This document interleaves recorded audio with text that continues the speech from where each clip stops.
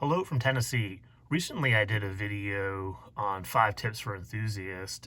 One of those was don't discount quartz. So I thought I'd dig a little deeper into that. Be right back.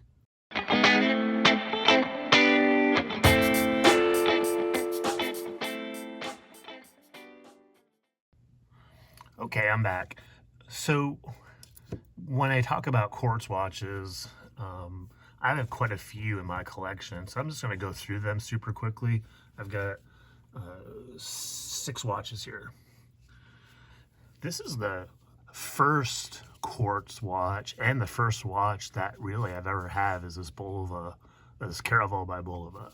So here is my first watch, which has very special meaning. I recently had this restored by my buddy Larry C. But there's that was my first watch, and it was quartz. My second watch was this Citizen Eco Drive here that is still going strong. So this thing, I don't wear it much now, but it's still pretty cool to have. And that Eco Drive movement's amazing. So again, with quartz, especially Citizen, does some amazing stuff. Next up, I've got a couple G-Shocks here,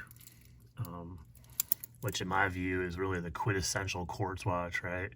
So these are 2 fun ones. I've got another G-Shock in my sights that would make a killer trio. I'm hoping to maybe make that happen by this fall. So I'm looking at some of the MRG line and crazy prices on those, but I think that would be fun to have. And then one of my coolest quartz watches here, and I'm sorry, I tried to save the battery on it. I'm going to come back to this one in a second as it kind of scrolls around there. Another quartz watch I have is a fairly recent pickup, is this Alpina Star Timer, which was just a super affordable piece, and again, just a way to experience this brand without having to break the bank. And I'm going to finish up as the stop to go, the mundane stop to go. I picked this one up quite a while ago, and this is one of the cooler quartz movements. If you haven't seen this before, I think I remember watching a video and saw this and just automatically or immediately fell in love with it too as well. It's based on the Swiss railroad stations, and then you'll see why they call it the stop to go. Here we go. Stop, go. So that one's just so cool. So again, don't discount quartz washes. There are some brands that do that very well. So again, just don't get locked into one mentality, in my view, that only automatic watches. I think there's a place for quartz in any collection. So as always, stay positive, make friends, enjoy the journey. Take care, everybody. Hello from Tennessee. So recently my buddy Rob did 5 tips for enthusiasts, and I decided to do 5 of my own. Be right back.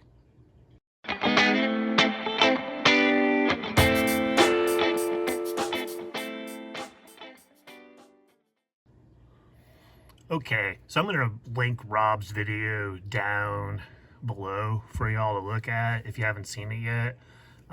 Really great advice there. A lot of it I was already following. The one thing that stuck out for me that was a takeaway was him suggesting that you just don't buy everything at once, and that you kind of allow the process to roll. I think he recommended like 30 days in between watches.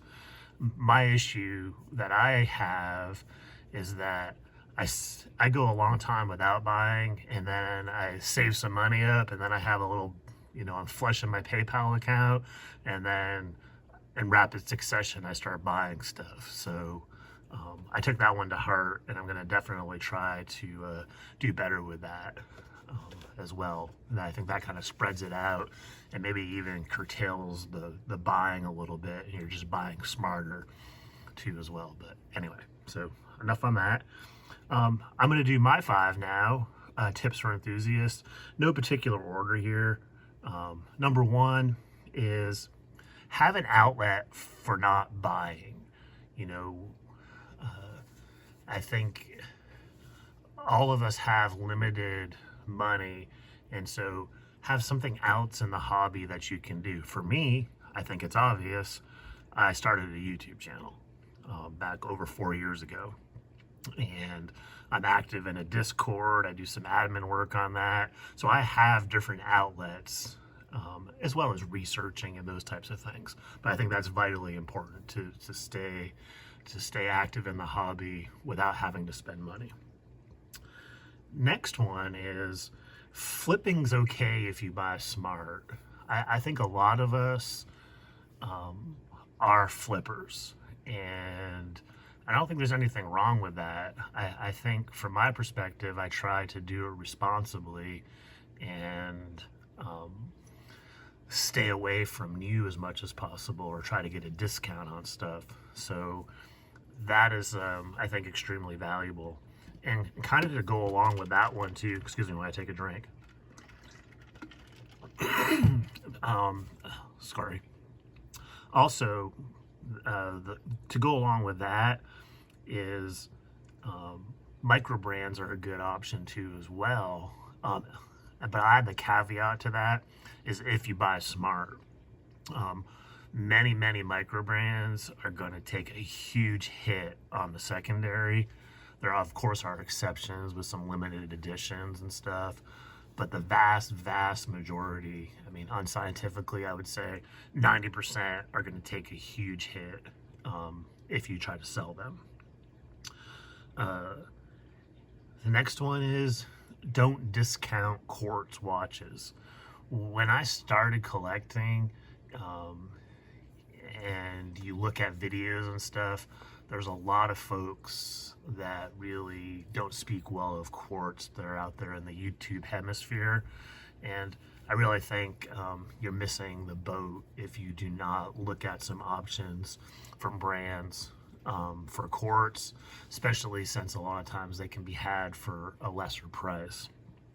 And lastly, and like I said, these are in no particular order, but I think this is really an important one, and maybe be number one in my view, is get involved in a good community, however that looks for you.